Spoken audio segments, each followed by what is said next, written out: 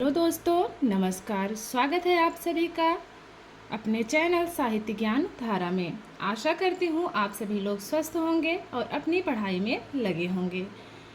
तो जैसा कि आज श्रावण का सोमवार भी है, तो महादेव की कृपा आप सभी पर बनी रहे और सभी लोग अपने लक्ष्य की प्राप्ति करें जल्द ही। तो कवियों की श्रृंखला में बिना किसी देरी के हम लोग आज देखते हैं नरेंद्र शर्मा के बारे में। नरेंद्र शर्मा का समय 1913 से लेकर के 1989 ईस्वी के मध्य माना जाता है। नरेंद्र शर्मा का जन्म 28 फरवरी 1913 को जहांगीरपुर, खुर्जा, उत्तर प्रदेश में हुआ। नरेंद्र शर्मा एक प्रसिद्ध कवि एवं गीतकार थे। इन्होंने फिल्मों के लिए भी गीत लिखे हैं। फिल्म सत्यम शिवम सुंदरम के सभी गाने नरेंद्र शर्मा ने ही लिखे हैं। प्रसिद्ध धारावाहिक महाभारत की पटकथा भी नरेंद्र शर्मा ने ही लिखी है। नरेंद्र शर्मा ने अखिल भारतीय कांग्रेस कमेटी स्वराज्य भवन में हिंदी अधिकारी भी रहे हैं। नरेंद्र शर्मा ने सन 1934 में प्रयाग से अभ्युदय पत्रिका का संपादन किया है। नरेंद्र शर्मा ने महात्मा गांधी की मृत्यु पर रक्त चंदन काव्य भी लिखा है। अब बात करते हैं इनकी काव्य रचनाओं की। इनकी काव्य रचनाएं हैं प्रभात फेरी 1938 ईस्वी, प्रवासी के गीत 1938, पलाशवन 1939, कामिनी 1942 ईस्वी, शूल फूल, कर्णफूल, अग्निशस्त्र, कदलीवन, पराजय, मिट्टी और फूल, द्रौपदी 1942 ईस्वी। अब बात करते हैं इनके काव्य संग्रह की, माफ़ कीजिएगा, कहानी संग्रह की। तो इनकी कहानी संग्रह है कड़वी मीठी बात, 1942 ईस्वी इसका समय माना जाता है। तो ये है नरेंद्र शर्मा। इनके बारे में अभी हम लोगों ने कुछ बातें जानी, कुछ पढ़ी। अब बात कर लेते हैं इनसे बनने वाले महत्वपूर्ण प्रश्नों की भी। तो हमें ये नहीं देख के चलना है कि कौन सा कवि महत्वपूर्ण है, कौन सा नहीं है, किसके बारे में मतलब बहुत ज़्यादा जानकारी दी है, किसके बारे में कम दी गई है। इससे नहीं मतलब है, पढ़ना सब कुछ है हमें। तो देखते हैं बनने वाले प्रश्नों को भी। नरेंद्र शर्मा का जन्म कब हुआ? आपके सामने विकल्प है 1913 ईस्वी, 1914, 1910 या फिर 1911। तो नरेंद्र शर्मा का जन्म हुआ है 1913 ईस्वी में, पहला विकल्प सही है। बढ़ते हैं अगले प्रश्न की तरफ। फिल्म सत्यम शिवम सुंदरम के गाने किसने लिखे हैं? नरेंद्र शर्मा, कमलेश्वर, श्रीकांत वर्मा या फिर अमरकांत ने? तो ये लिखने वाले हैं नरेंद्र शर्मा जी। अगला प्रश्न है, नरेंद्र शर्मा ने किस पत्रिका का संपादन किया था? सारिका, अभ्युदय, विशाल भारत या फिर दिनमान?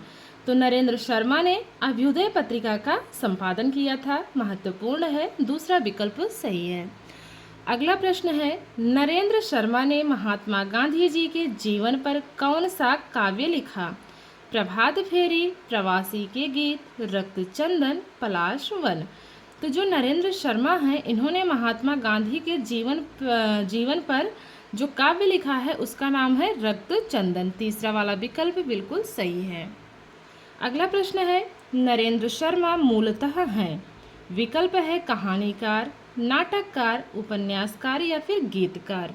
तो जो नरेंद्र शर्मा हैं वो गीतकार हैं, तो चौथा वाला ऑप्शन सही है। नरेंद्र शर्मा का कहानी संग्रह है कड़वी मीठी बात, शूल फूल, द्रौपदी, कदली वन। तो जो इसमें पहला वाला ऑप्शन है कड़वी मीठी बात, यह इनकी कहानी संग्रह मानी जाती है। किस विकल्प में नरेंद्र शर्मा की रचनाएं प्रकाशन वर्ष के अनुसार सही क्रम में हैं? अब सही क्रम बताना है। विकल्प देख लेते हैं, प्रवासी के गीत, पलाशवन, प्रभात फेरी।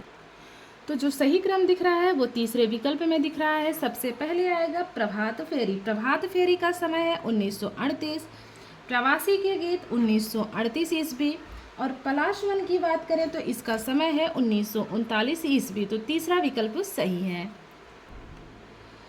नरेंद्र शर्मा का काव्य प्रभात फेरी का प्रकाशन वर्ष है? विकल्प है 1938, 1939, 1941 या फिर 42। तो 1938 इसमें सही है। नरेंद्र शर्मा का काव्य द्रौपदी का प्रकाशन वर्ष है? 1958, 1959, 1957 या फिर 1960। तो जो द्रौपदी का प्रकाशन वर्ष है वो है 1960 ईस्वी। नरेंद्र शर्मा का कहानी संग्रह कड़वी मीठी बात का प्रकाशन कब हुआ? विकल्प है 1938 ईस्वी, 1939, 1941 या फिर 1942। तो जो सही है वो है 1942 ईस्वी।